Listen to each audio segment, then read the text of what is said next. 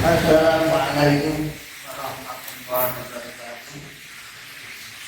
Bapak para ibu yang hormati, pertama kita baca bacaan.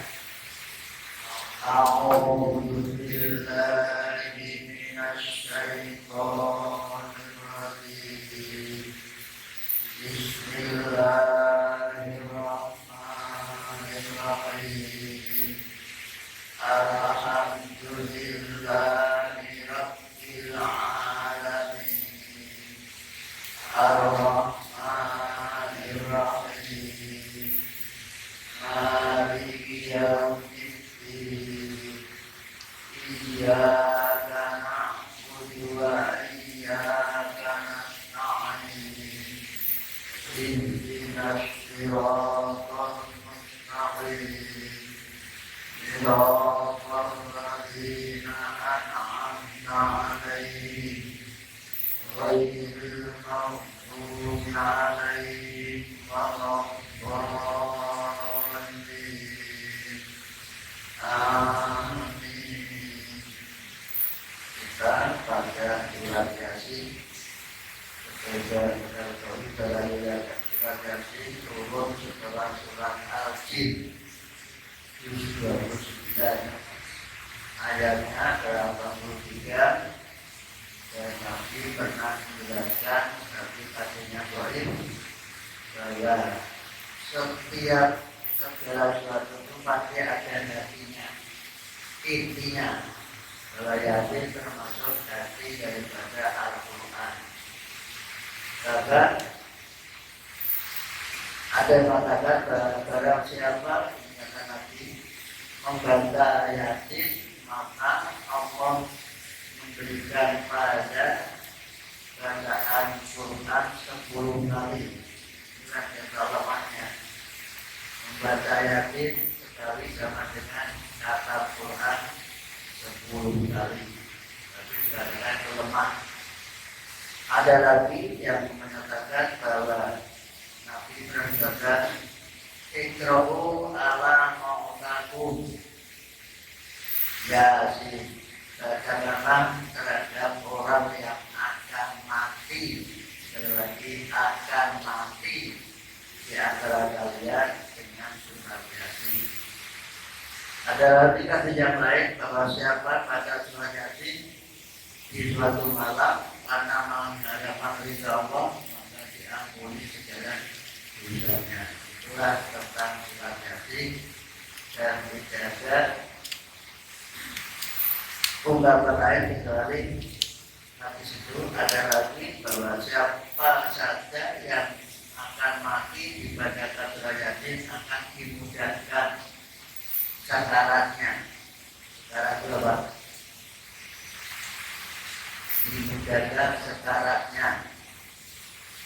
Bahkan Nabi juga pernah berkata, aku sangat suka kalau Yasin itu ada di hati setiap orang dari umatku.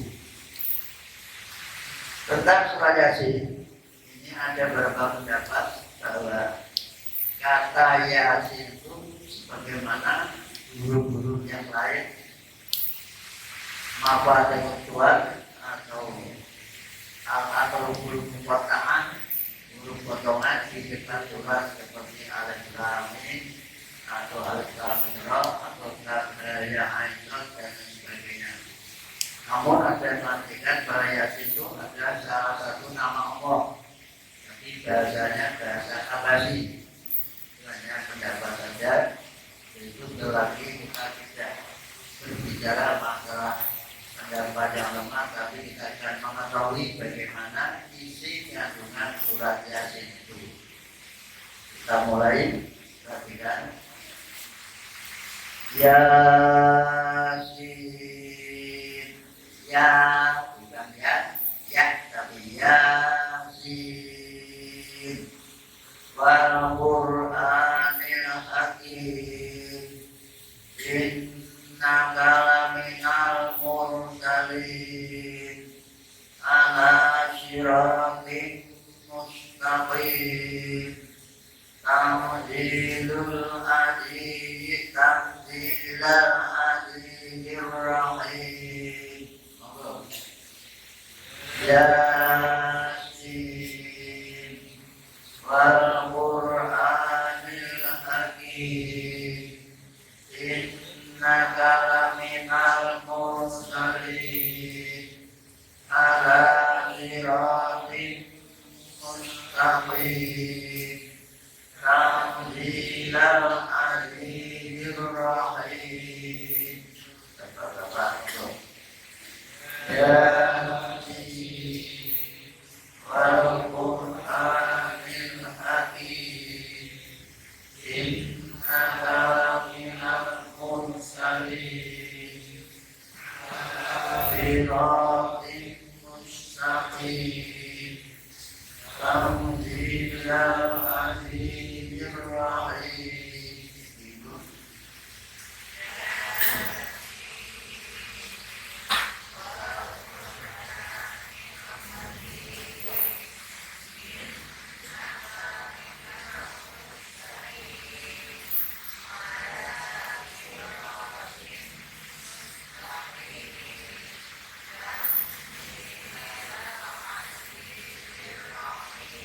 Monggo bersama lagi. Yasin wal Qur'anil Hakim innaka laminal mursalin ala siratin mustaqim tanzilal azizir rahim. Yasin, para ulama lebih aman mengartikan Allah yang tahu maksudnya. Wa a'lamu bishawab. Wal Qur'anil Hakim, demi Quran yang penuh kebijakan, penuh kebenaran, penuh kebaikan. Innaka, sesungguhnya kamu Muhammad laminal mursalin, termasuk golongan para utusan Allah. Ayat ini turun ketika merespon atau menanggapi, menjawab ungkapan-ungkapan atau predikat-predikat yang diberikan oleh orang-orang kafir pusat Quraisy atau orang-orang kafir kepada Nabi bahwa Nabi itu adalah orang yang gila atau ahli sihir atau orang yang terpengaruh oleh pendapat atau ide orang lain, karena kebetulan Nabi itu bergaul dengan salah seorang pedagang dari Rom, dari Romawi, sehingga karena setiap orang yang bergaul dengan Nabi, setiap orang itu mengenali Nabi, sehingga punya sifat untuk merubah kebiasaan-kebiasaan Arab. Maka Allah memberikan jawaban seperti ini, Muhammad, kamu tidak usah panik terhadap predikat-predikat label-label yang diberikan oleh kaummu atau orang-orang kafir. Memang kamu itu salah satu utusan Allah. Allah berarti dan kamu berada pada jalan yang benar, jalan yang lurus. Apa yang kamu lakukan itu sudah benar. Tidak usah ragu, sampaikan terus. Sekalipun mereka tidak mau menerima, tugasmu hanya menyampaikan. Maka dijelaskan Tanzilul Azizir Rahim. Quran ini turun dari Tuhan yang Maha Perkasa lagi Maha Pemurah, tidak dari siapa-siapa atau dari pengaruh-pengaruh dari orang yang pernah ketemu Nabi, tapi betul-betul Tuhan dari Allah Subhanahu wa Ta'ala. Ini sebagai ungkapan sumpah Allah dengan Quran, dan Nabi dimotivasi jangan merasa terganggu dengan ungkapan negatif dari masyarakatnya. Terus Quran ini turunkan untuk apa? Itu diraqauman ma'um dira'aba'uhum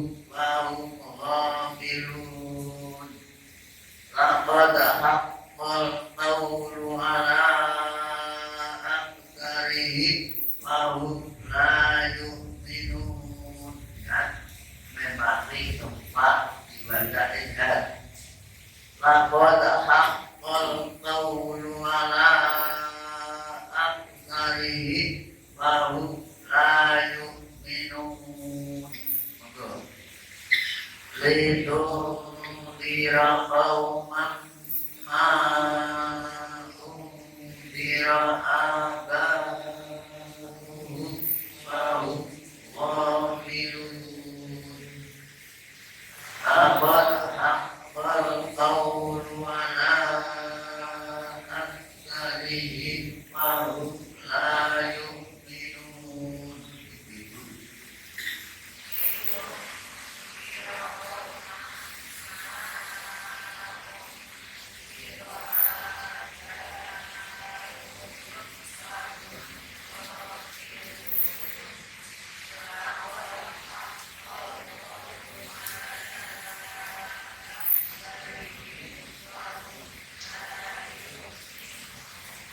Bapak-bapak,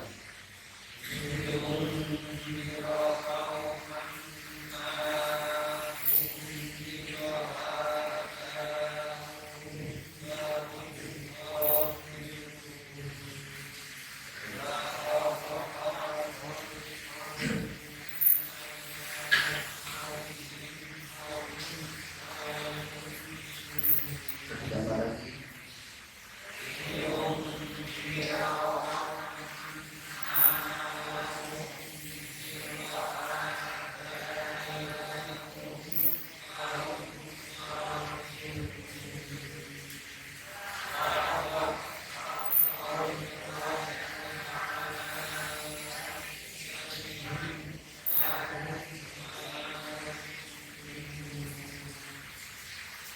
Hitung diro agar kamu memberi peringatan lamanya itu lam takdir, maka tumbiro adalah tumbiro menjadi ibadah nasab. Hitung diro agar Quran ini kamu pakai sebagai modal atau sebagai bahan untuk kamu sampaikan kepada kauman, suatu kaum yang dimaksud bangsa Arab. Mau biro yang tidak pernah diingatkan abau bapak nenek moyang mereka, maka baru mereka lalai terhadap agama, lalai terhadap Tuhan. Jika mereka menolak apa yang disampaikan, karena selama ini tidak seorang nabi pun diutus untuk membimbing bangsa Arab.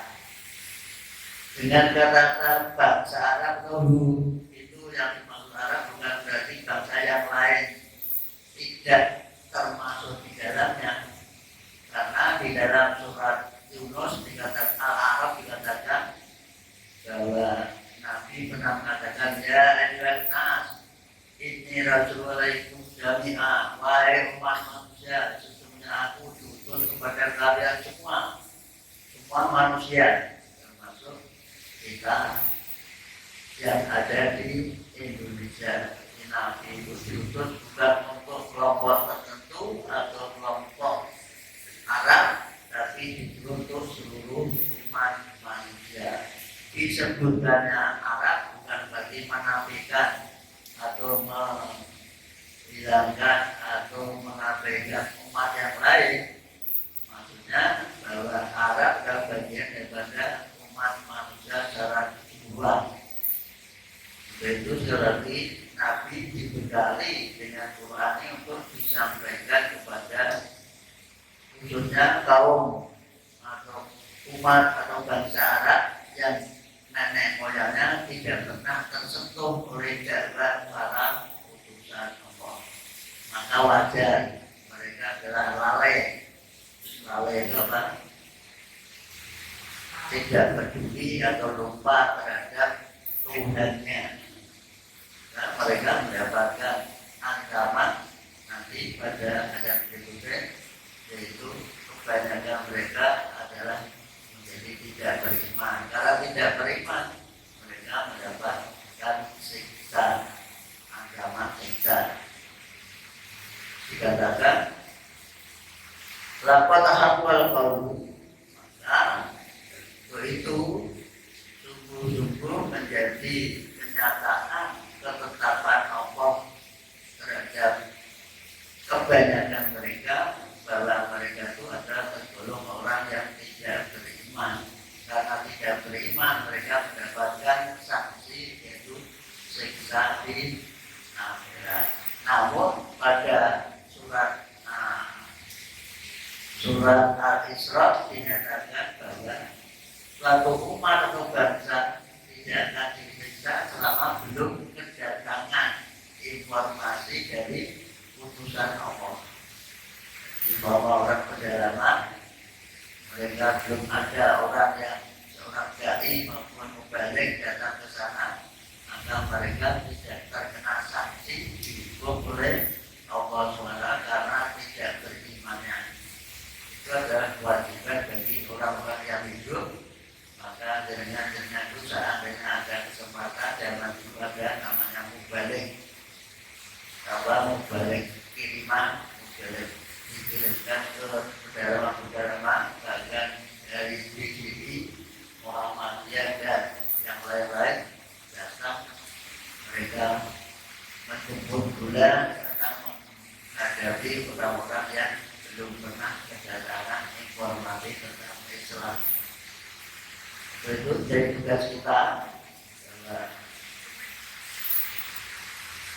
Seandainya ada kesempatan dengan pakai semangat juga bisa minta kepada organisasi untuk dikirim ke pedalaman ke anak-anak muda itu bagus untuk menyadarkan mereka.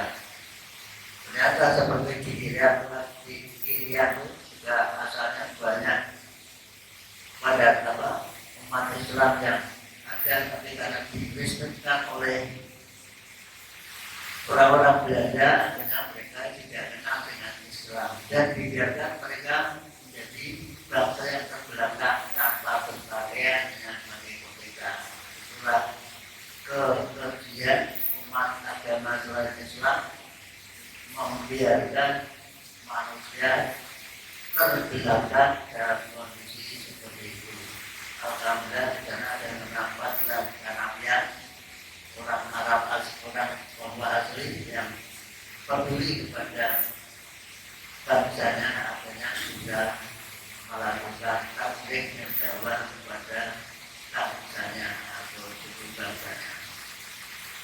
Selanjutnya, bagaimana sikap kondisi umat manusia khususnya orang Arab terhadap informasi atau Al-Quran ini dijelaskan pada ayat berikutnya.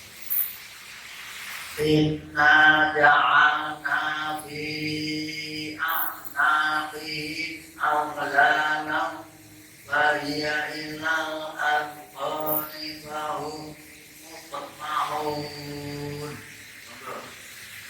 Inna ja'alna fi a'naqihim aghlalan fahiya ilal azqani fahum muqmahun.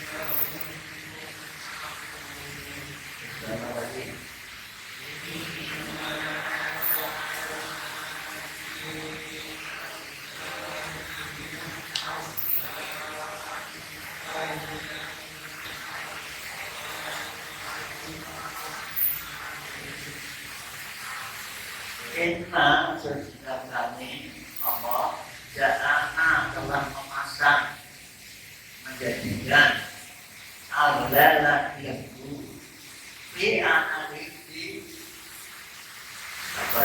di leher mereka tersembunyi Ayat maka tangan mereka sampai ke dagu mereka, dagu tangannya sampai ke dagu mereka tidak bisa apa. Padahal mereka terbelenggu oleh tradisi nenek moyangnya, tidak mau menerima informasi dari luar. Maka bau membangun mereka menjadi menengadah belakang, gampang terus.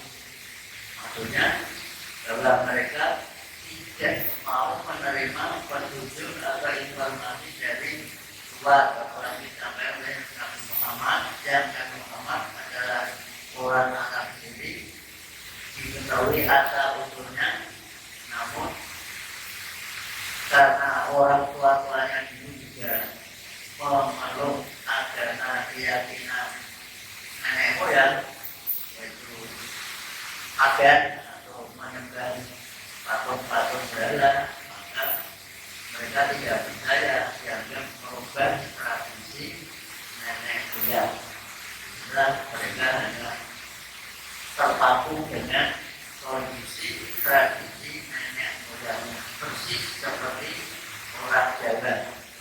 Orang Jawa itu walaupun sudah dimasuk Islam untuk merubah pola pikir maupun cara hidup sesuai dengan Islam, mereka tetap terpegang teguh pada tradisi nenek moyang. Maka tidak seakan-akan seperti ini adalah bahasa kiasan. Di wajah-wajahnya malah diterjemahkan, diartikan, dipahami sama-sama malah menjadi bingung. Waja'alna min baini aydihim saddan wa min khalfihim saddan fa'aghaynahum wa hum la yubsirun.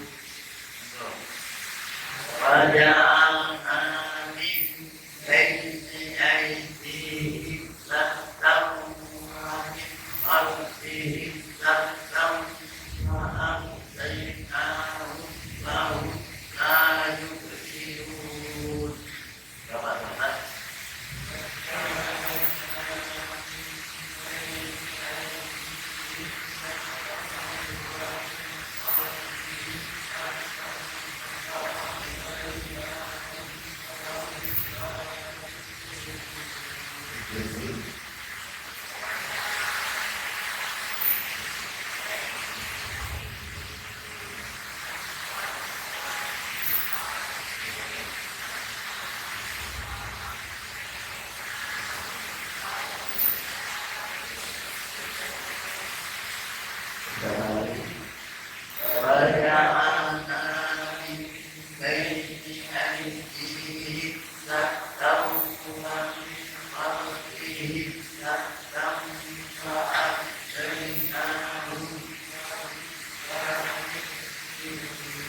wajah anak dan kami jadikan pimpinannya dari arah depan mereka saddan tamai atau tirai atau penghalang.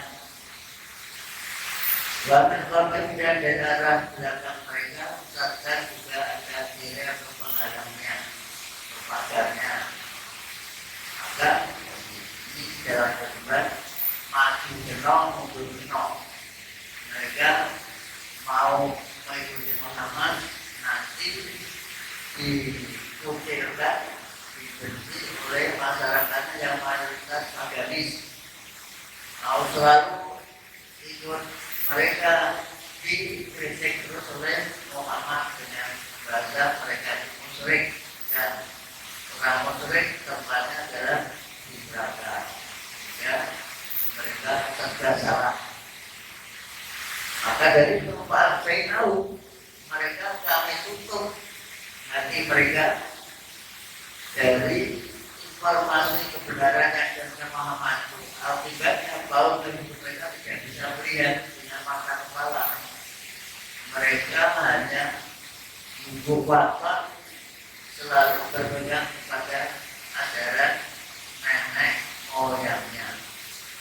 Ada setengah riwayat bahwa ayat ini dibaca Nabi ketika beliau di hijrah dari Makkah ke Madinah.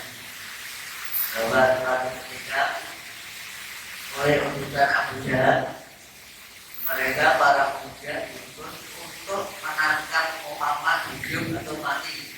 Jangan sampai terus selalu mencela keyakinan mereka, selalu menganggap keyakinan mereka itu salah dan dianggap dengan neraka. Maka Abu Jahal mengirim para pemuda untuk mengamati awasi Muhammad sudah ditangkap hidup atau mati.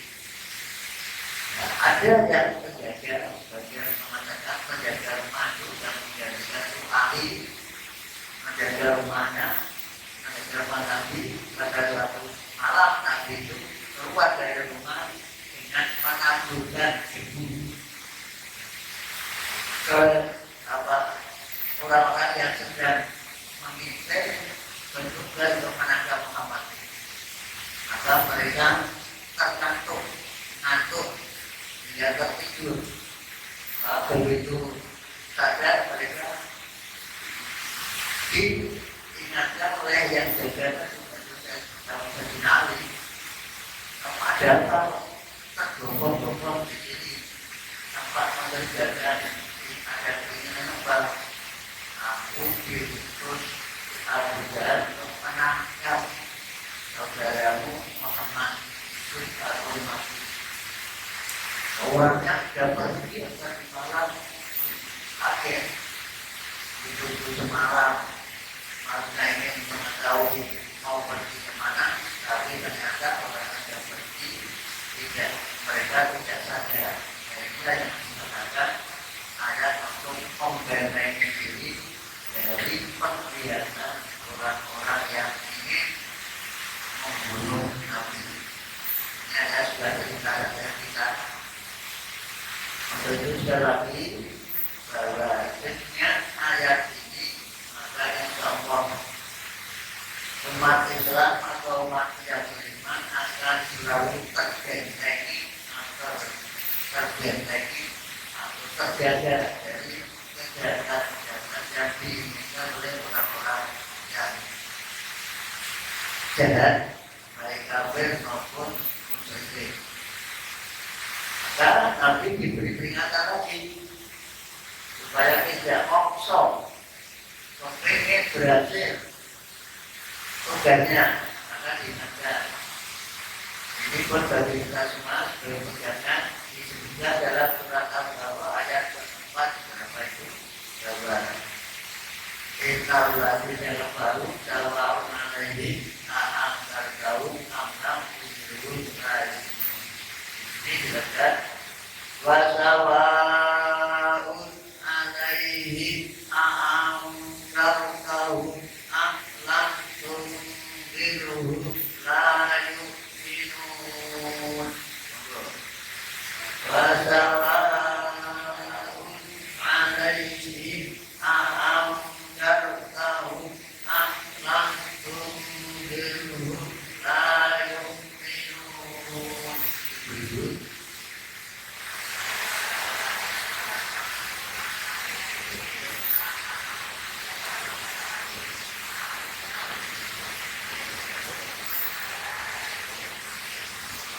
Bapak-bapak,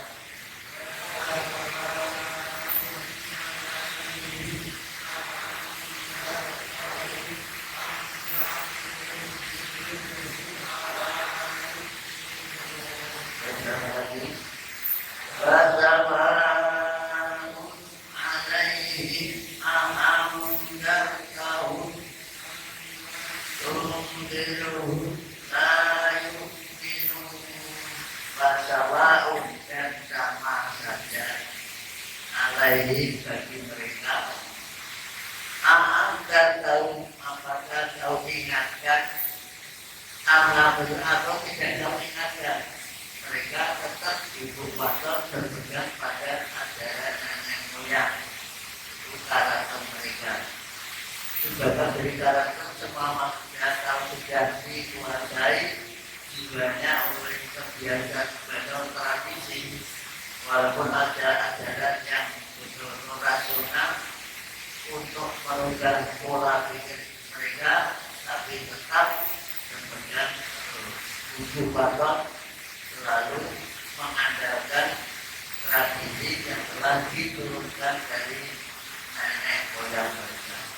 Maka Muhammad ingatkan, kok akhir atau orang, kok sampaikan atau tidak, mereka tetap tidak beriman. Namun kita tidak boleh putus asa. Ada ayat yang tugasmu hanya menyampaikan, tidak perlu kita putus asa dengan adanya ayat ini. Cuma nyatanya dengan mereka mendengar bacaan-bacaan atau informasi yang mereka tidak menjadi sadar, karena memang hidayah itu hak prerogatif Allah Subhanahu wa Ta'ala. Maka dipertegas pada ayat berikutnya agar Muhammad itu menyadari bahwa tugasnya itu menyampaikan, dan yang menerima itu hanya orang yang sadar, yang mengikuti Al-Quran. Maka secara juga innamalum birumanis tabaan dikrawal mana biluwir fabashiru bimafiratin wa ajri karim. Innamatum birumanis tabaan dikrawal mana biluwir fabashiru bimafiratin wa ajri karim.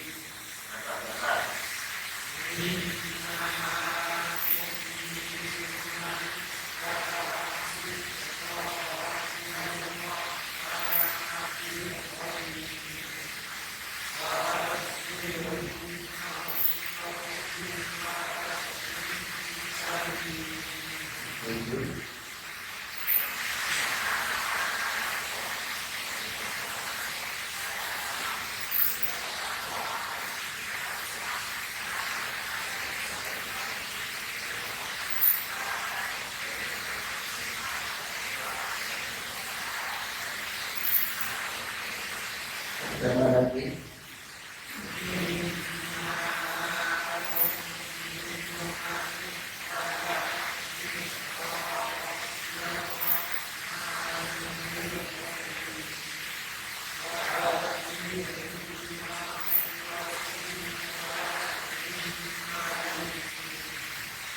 Nama itu sebenarnya kamu itu hanya bisa menyampaikan peringatan itu kepada orang yang mengikuti Al-Quran.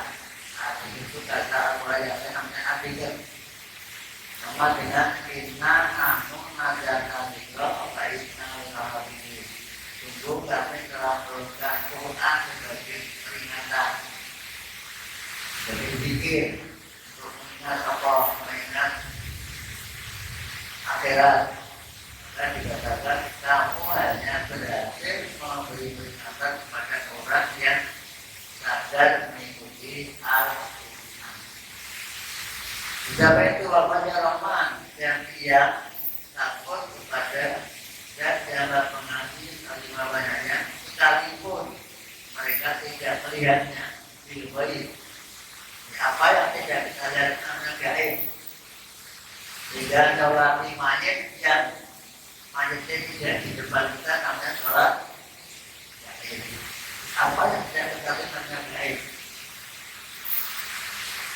Maka kepada Allah pun kita tidak boleh dimata kepala, tapi kita lihat tanda-tanda kekuasaannya, tanda keagungannya, tanda-tanda kemuliaannya. Di antaranya tumbuh-tumbuh dan tidak cukup tidak, tapi Allah menurunkan hujan pada waktu itu untuk menguji bagaimana mereka itu tetap semangat dalam beribadah subuh atau tidak. Namun Nabi memberikan solusi, kamu sudah beres supaya sholat Sallu ala mana diriku. Suratan yang omah. Nah udah beres itu dianjurkan malah sholat di rumah. Dijauhkan ke masjid. Tidak harus di malah yang ada itu disuruh menyampaikan sallu ala buyutikum. Sholatlah kalian di rumah masing-masing. Yang betul bahwa ibadah itu tidak terlalu ngomong.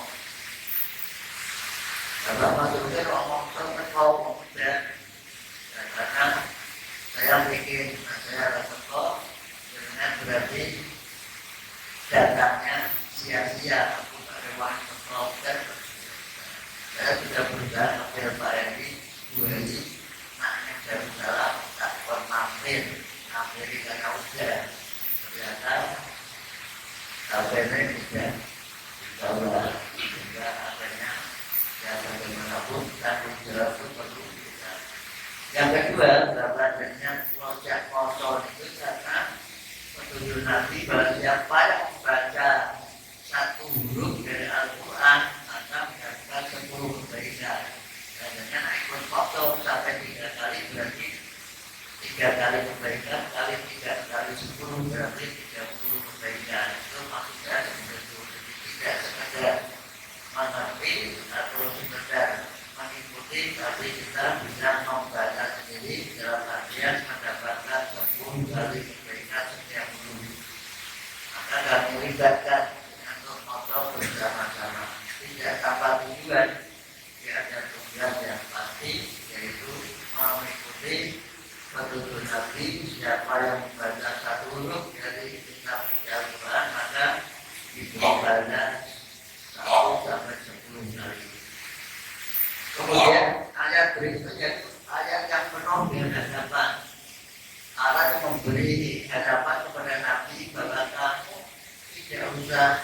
Tadi ayat yang mengatakan kok ingatkan atau tidak, tetap mereka tidak beriman. Tapi ayat berikutnya diingatkan kepada kita semua, tidak boleh putus asa, tidak boleh panik, tidak boleh meninggalkan tugas gara-gara menghadapi lawan atau menghadapi orang yang mereaksi negatif.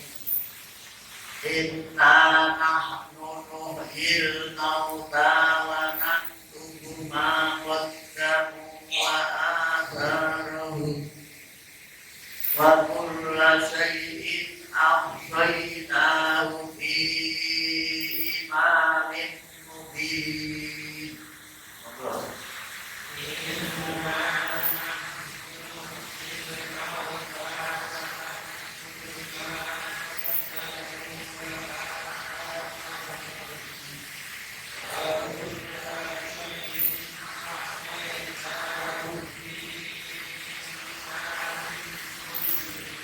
Bapak-bapak,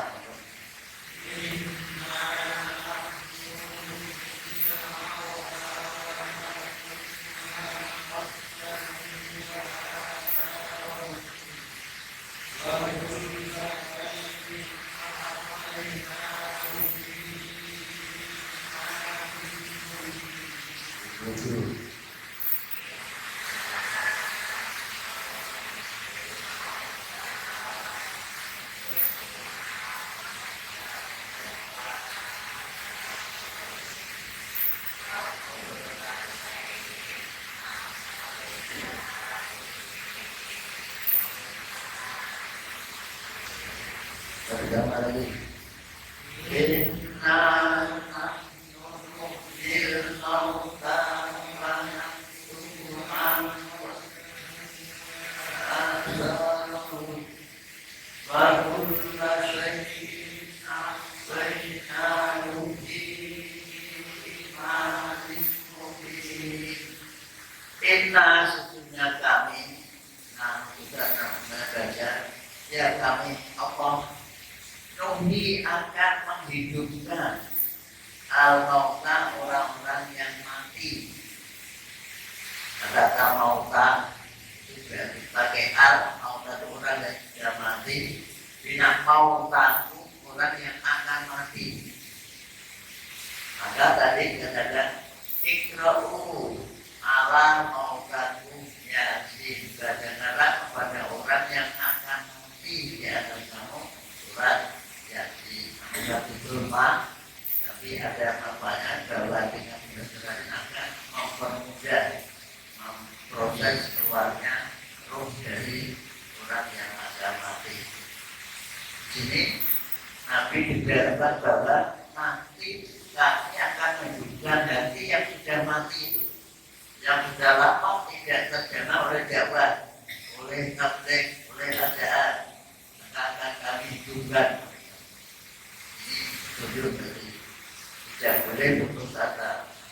Warna tubuh dan kami menulis, mencatat mahkodamu apa yang telah mereka kerjakan. Ba'asarom dan bekas-bekas perjalanan mereka. Asarom ini bekas perjalanan itu disebut apa? Rekam jejak mereka semuanya dicatat dalam Lauh Mahfuz. Wakulah saya tahu dan segala sesuatu kami kumpulkan di dalam imam mubin, di dalam kitab atau catatan yang abadi yang jelas yaitu di Lauh Mahfuz. Ini pun perlu dipahami bahwa semua gerak-gerik manusia, sikap tingkah laku manusia semuanya terekam di dalam Lauh Mahfuz. Tidak ada satupun pekerjaan yang tidak terekam. Maka pada waktu itu ada namanya sekelompok orang Bani Salamah punya rencana karena di dekat Masjid Nabawi atau di Masjidil Haram itu ada tanah yang kosong. Dia ingin punya rumah yang dekat masjid agar kalau ada jamaah atau ada dia cepat-cepat sampai ke masjid. Nabi mendengar seperti itu dibacakan ini. Kamu itu rugi kalau mau membeli tanah dekat masjid. Bukankah rekam jejakmu dari rumah sampai ke masjid itu punya nilai positif, setiap langkah itu membawa tingkatan badanmu satu dan setiap langkah menghapus dosa. Setiap langkah dosamu dihapus oleh Allah Ta'ala. Maka kalau kamu mau membeli ini justru malah rugi. Ini pun pelajaran bagi kita, sing omahe adus untuk masjid tidak perlu kita menyesal, sabar. Waktu masjid enak dan tidak masjid. Pahalanya lebih besar yang jauh masjid. Ini yang harus dibantu dengan ayat ini. Maka semua yang kita kerjakan dengan hujan-hujan datang ke masjid imam demi rekam jejak kita yang akan diberikan jawab besok di hari kiamat. Kita di buku catatan amal kita ada pembataran al-istawat tinggal diri taat. Pahala itu berdasarkan jerih payahnya. Payah apa? Kalau pas jerih payahnya luar biasa, pahalanya juga luar biasa. Itu selagi dengan yang tempat rumahnya jauh dari tempat ibadah, mau sholat atau masjid, itu adalah peluang yang sangat bagus untuk memperbanyak pahala bagi kita. Semua apa yang kita kerjakan terekam itu akan disampaikan pada waktunya. Wa amma man sadulat mawazinuhu bahwa bi insyaallah wadiya. Wa amma man qafat maring ba'umuhu awliya. Jadi sekali lagi semua itu akan berdampak pada kita semua ketika kita besok menghadap di hadirat Allah Taala. Apa diberikan yang sering dipertanyakan ada dalam surat Al-Imran. Kullu nafsin dha'iqatul maut wa innama tuwaffawna ujurakum Semua orang akan menghadapi mati, sedangkan padamu akan dipenuhi, diberikan, diterimakan pada hari kiamat. Jadi sekarang masih di catatan masing-masing, tapi itu akan diberikan pada hari kiamat. Maka pada kiamat itu nanti hanya dua, mamanya dikalina, jenazah bangun pas, mama kayak jadi lama tunggu. Siapapun yang dijauhkan dari neraka dan dimasukkan surga itulah orang yang beruntung. Terus dibanding beban hidupnya dan tipu-tipuan. Kalau tidak hati-hati kita bisa tertipu oleh perbuatan sendiri. Banyak nyatanya, faktanya bahwa di Indonesia itu banyak orang-orang yang suka menipu. Karena dimulai dari atas mau menipu sehingga kekayaan kita menjadi bahan rebutan oleh orang-orang yang punya pikiran. Ini fakta ya, Tuhan itu penjelasannya cocok semua, tidak ada yang nyimpang sedikit pun. Kita dikatakan Allah Subhanahu wa Ta'ala atau hakul bidin. Dari sini saya kira waktunya sudah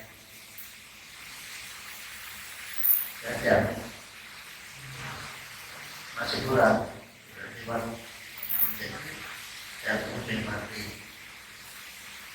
masih kurang. Baiklah, ini semua sebagai tantangan bagi kita, petunjuk dari yang surat Yasin itu agar kita pakai betul-betul dalam menghadapi berbagai macam kendala hidup. Insya Allah bagi kita dengan membaca pemasaran insya Allah tidak mengalami canggung dalam pergaulan.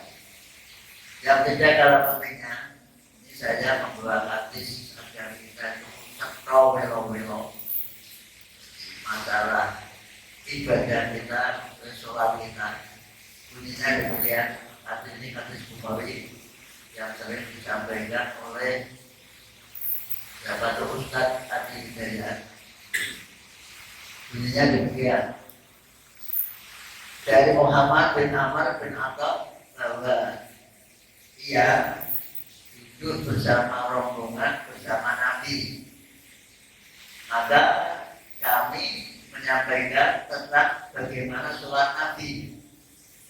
Maka seorang sahabat yang namanya Abu Humaid mengatakan, anak untuk apa hukum saudara? Aku lebih hafal, lebih tawadhu, lebih jelas terhadap sholat Rasul. Aku lihat beliau sholat kita kabar apabila beliau takbir, jalan jadi tidak amaki beliau menjadikan menempatkan dua tangannya sejajar dengan pundaknya. Oh Akbar. Dua rakaat antara dari dalam pada rukuk, beliau memegangkan dua tangannya menurut balik kepada dua lututnya. Ketika rukuk betul-betul lutut itu dipegang dengan tangan, jangan di atasnya atau ngobrol, dipegang. Insya Allah menjadi tujuan kita bisa lurus. Cuma sorot kemudian menjulurkan punggungnya ke depan sehingga bisa lurus, wajah menghadap ke dalam. Faidah Rabbah Rasul apabila beliau mengangkat kepalanya istawa tegak atau udah lupa sehingga semua tulang-tulang punggungnya kembali ke seperti semula, seperti sebelum rukuk. Faidah saya ketika beliau sujud pada ayat ini, beliau meletakkan dua tangannya orang tarsen tidak dipegangkan, tapi disumpulkan, tapi juga tidak digenggamkan ketika sujud. Tangannya kumpul jari-jarinya, tapi tidak diregangkan, tapi juga tidak dikepalkan ketika apa? Sujud. Ingat-ingat. Orang tasnya tidak yang tidak dipegangkan dan tidak dikepalkan.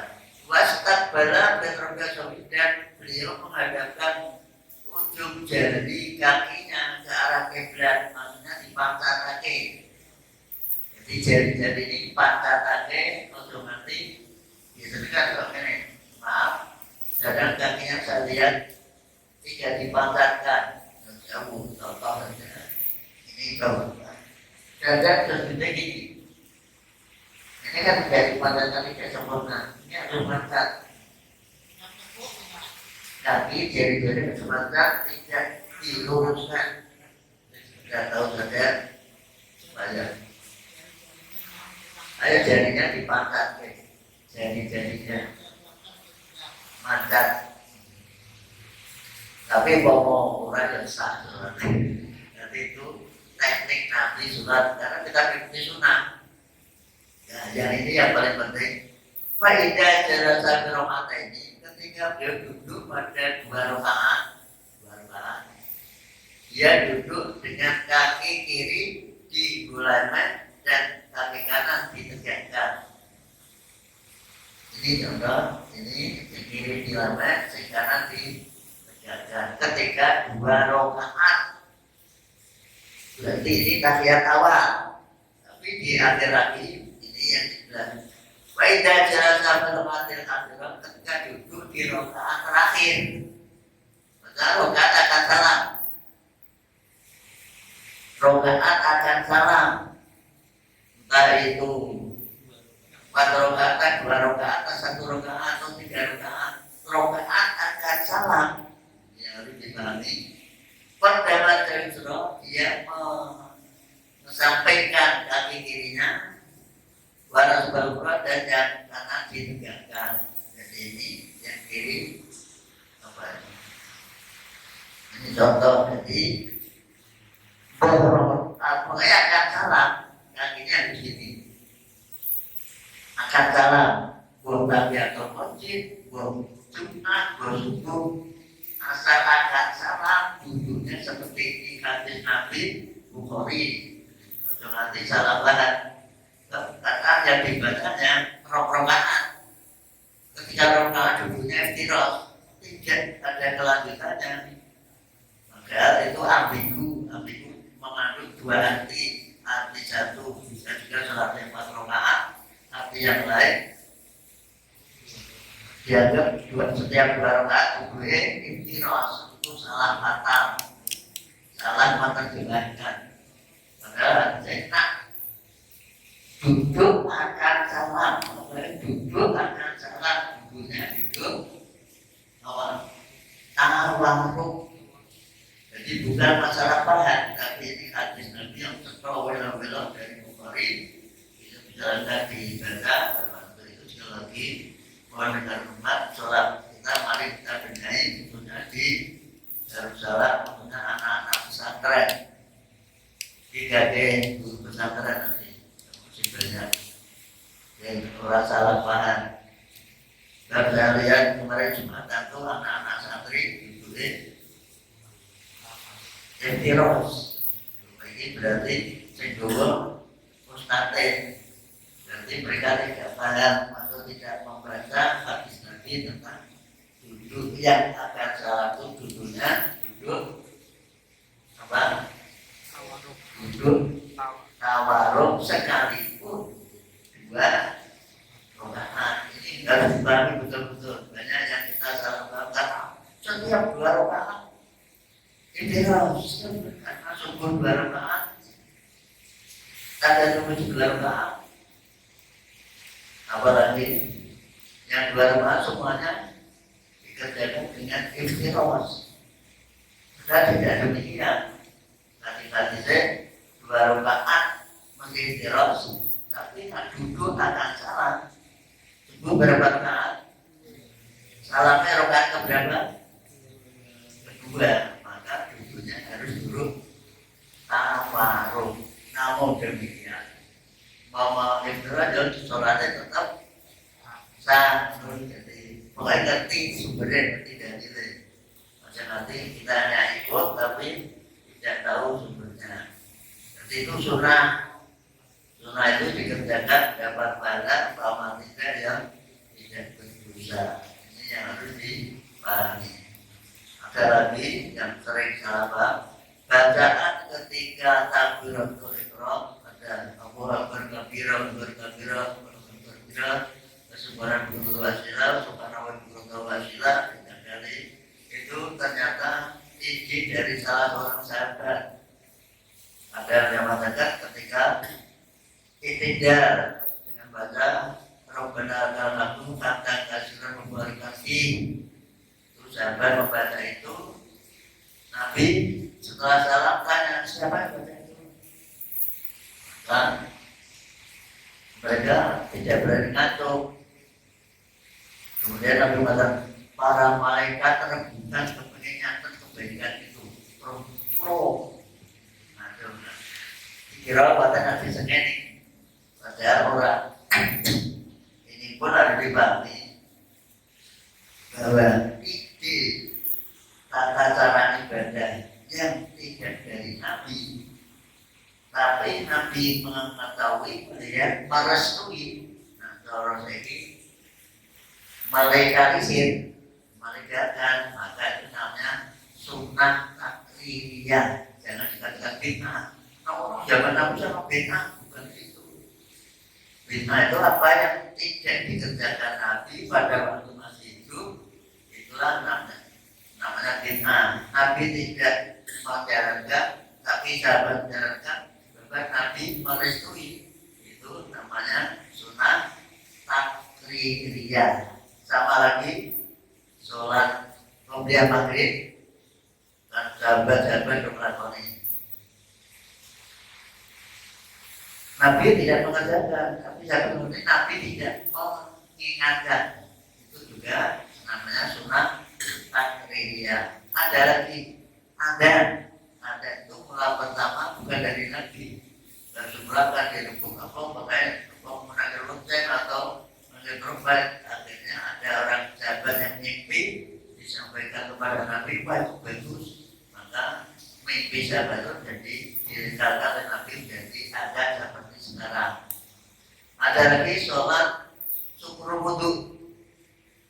Ketika bila wudu mesti sholat, dan wudu mesti sholat. Ini saja, wudunya namanya syukur wudu. Gara-gara sholat itu, ketika Nabi melakukan Isra Mi'raj, diberi kesempatan masuk surga. Ternyata di sana mendengar suara trombai siapa? Bilal. Maka setelah pulang, Bilal dipanggil. Bilal, kenapa begini? Kenapa tuan? Sehingga ngakoni opo? Kok nanti trompamu terdengar suaranya di surga? Bayangnya. Maka bilang kalau nak mau melapai itu terdengar pula, tapi kalau piyambak sampai baru wudu, pulau mesti sholat. Dan setiap batak apapun sebabnya saya selalu wudu. Hanya menjaga kesucian. Nah itulah namanya apa tadi? Sunnah takriyah. Itu jangan bid'ah karena bukan dari Nabi. Walaupun itu dari Nabi, kalau Nabi tahu tidak diingatkan, tidak dilarang, berarti itu namanya apa? Sunnah. Sedangkan yang dikerjakan Nabi namanya sunnah fi'liyah, yang diucapkan Nabi namanya sunnah qauliyah. Dengan demikian kita bisa terangkan, tidak alami kebingungan. Kok orang kiai sih mengucapkan dari sahabat melakukan bid'ah, itu namanya salah paham. Apa yang dikerjakan sahabat diberi oleh Nabi itu namanya sunnah takriyah. Demikian pemahaman tangan sejajar dengan pundak ini terus bilang takriyahnya atau separuh pundak. Ini ada dua hadis. Ada karena melihatnya dari belakang, kemudian di sini kan saja tangan ini jari-jari di bawah telinga, ujung telinga. Ini kan melihatnya kan dari belakang. Tapi ada yang mengajarkan ini keduanya sah. Allah Akbar. Ingat kata Buddha, sejajar Buddha. Tapi ada yang karena ada hati yang lain yang belum sejajar dengan telinga, apa tadi di bawah daun telinga, makanya membuat apa Thariqatul Jami mampu merugikan dua hadis dan dikompromikan bisa jadi bisa ini. Itu sekali lagi yang baru ya ini komplain dan ini pegang tangannya jadi ini apa namanya ini jadi cepat Allah baru Allah baru ini pegang apa kerja pembahasan tidak ini namanya lalu ya dari ini sebenarnya tahu saja ngomong ini ya Ustaz itu namanya cari kodok termasuk bangun dari sujud mau naik ke atas ini modelnya namanya model apa tuh durian. Nah kita sholat dan boleh mengikuti tiru pada hewan. Nanti kacamati boleh kayak motor. Maksudnya apalagi boleh tak? Bahasanya kan ini manjat tang itu bersandar atau beribadah dengan tiang. Nah tiang kita tak boleh diberi upah itu kan akhirnya ternyata upah zaman akhir itu yang bagus apa sakaraya berarti berarti ini nak digambil apa dibenarkan dengan musir tapi yang jelas Nabi tidak pernah ini tapi adanya yak itu ini sudah tahu saja untuk memerlukan sehingga kita tidak dalam bingungan umpama ini dosa pengennya ya sangat banyak hanya petunjuknya seperti itu. Terima kasih. Monggo.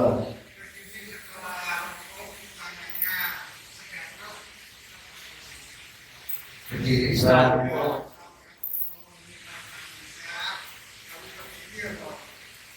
Bangun ketika ini dan tangannya lepas ke kanan kiri, tidak jaga lagi. Itu dilakukan oleh diri dari dari Lamongan. Anak Aisyah di Bangil mengenai rang ciri karena barang itu artinya barang itu memungsikan ya dari jaga media beliau memegang tangannya seperti ini. Jadi oleh jelas itu bukan rokok maka dianggap itu terus pada waktu itu dia pakai summa benar katanya pakai bambu lah manfaatnya belajar kamu sorong ya, yang benar tetap lepas sesuai dengan ilmu itu monggo ini bapak menongol ini